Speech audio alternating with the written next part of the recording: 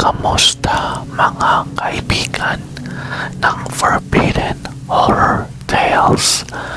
Ako si Horror Marie, ang whisperer ng mga kwentong bawal at nakakakilabot. Ngayong gabi, ibabahagi ko sa inyo ang isang karanasang hindi ko malilimutan. Isang kwentong kakilakilabot na pumalot sa aking buhay ng takot at misteryo. Nakita ko ang video na ito at biglang bumalik ang mga alaala ng isang gabing hindi ko dapat naranasan. Ngunit kailanman ay hindi ko makakalimutan. Huminga ng malalim at ihanda ang sarili dahil papasukin natin ang mundo ng hindi maipaliwanag. Noong bata pa ako, madalas akong bumisita sa probinsya ng lola ko sa isang liblib na lugar sa Laguna. Napakaganda ng lugar. Presko ang hangin, tahimik at puno ng mga matatandang puno. Pero laging may kwento si Lola tungkol sa gubat sa likod ng bahay namin. Isang gubat na tinatawag nilang gubat ng mga nawawala.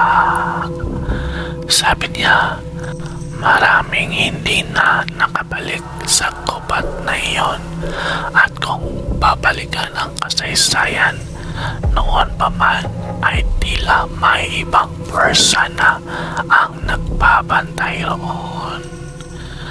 Isang gabi ng tagulan, habang nagkwekwento si Lola tungkol sa mga espiritu ng gubat, parang may nagtulak sa akin na alamin ang totoo.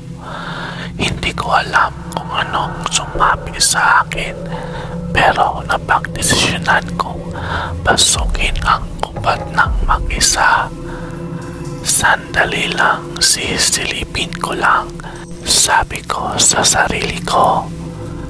Bit-bit ang maliit na lambara. Tahimik akong pumasok sa gubat. Sa una, normal lang ang paligid. Amoy lupa, basa ang damo, at malamig ang simoy ng hangin. Pero habang lumalalim ako sa kakahuyan, napansin kong nagbabago ang paligid. Ang mga puno tila lumalapit sa isa't isa. Ang hangin ay biglang tumahimik at pakiramdam ko'y may mga matang nakatingin sa akin.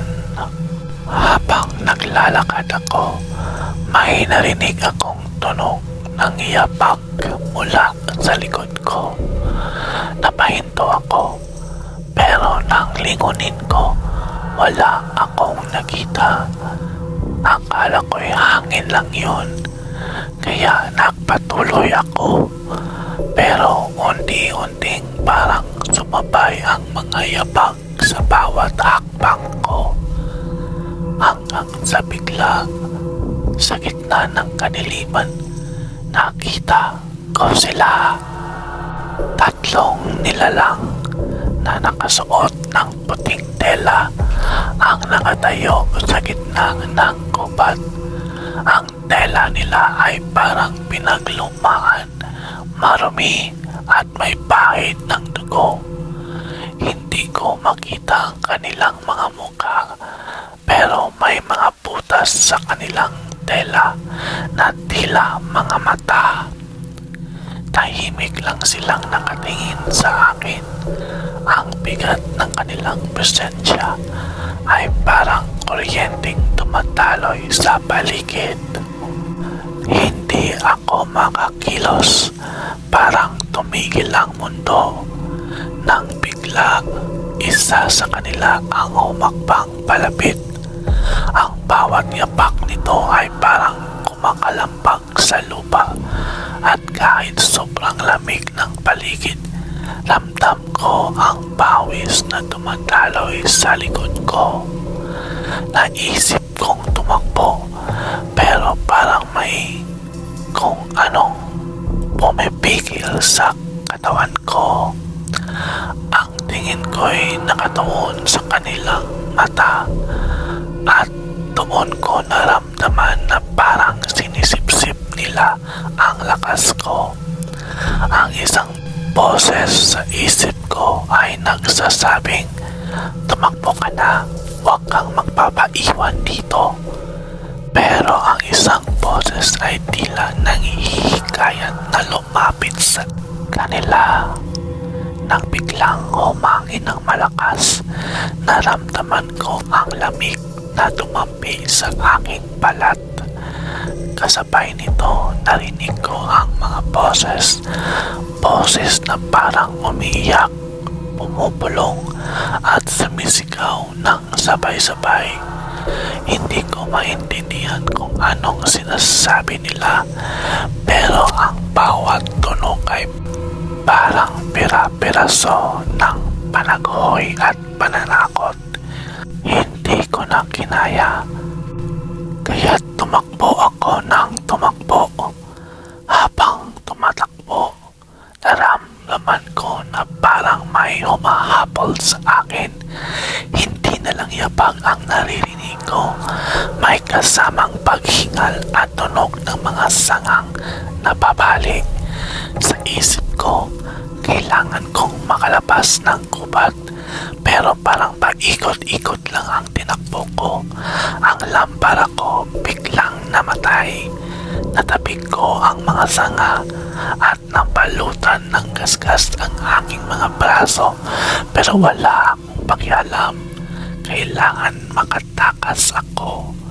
Hanggang sa narating ko ang isang bahagi ng gubat na hindi ko pa nakikita noon. Isang lugar na tila hindi likas. Mayroong bilog na bakas sa lupa, parang altar, at sa gitna nito ay may nakaukit na mga simbolo. Napahinto ako, pero narinig ko ulit ang mga yabag. Nilingon ko at naroon na sila, mas palapit na sa akin kaysa dati. Sabay-sabay silang naglakad papunta sa altar. Hindi ko maintindihan kung anong nangyayari, pero sa sandaling iyon, naramdaman kong parang may nag-utos sa akin na umalis. Tumakbo ako ng walang lingon-lingon at sa wakas ay nakita ko ang kalsada palabas ng gubat. Habol ang hininga, narating ko ang bahay ng lola ko. Nang gabing iyon, hindi ako makatulog. Pumapasok sa isip ko ang tanong, sino sila? Ano sila? Kinaumagahan, napansin kong may mga marka sa braso ko, mga hugis kamay na tila baso o sukat.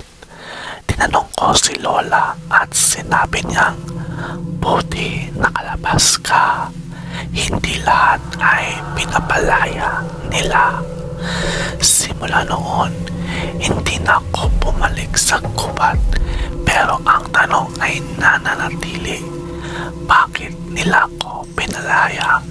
At bakit parang may gustong magbalik sa akin sa lugar na iyon? Ano sa tingin mo ang dahilan kung bakit hindi nila ako sinaktan, pero iniwang may marka? May kaugnayan ba ito sa mga simbolo sa altar? Iwan ang iyong sagot sa comment section at huwag kalimutang mag-subscribe, i-like at i-share ang video na ito para sa mas marami pang nakakakilabot na kwento.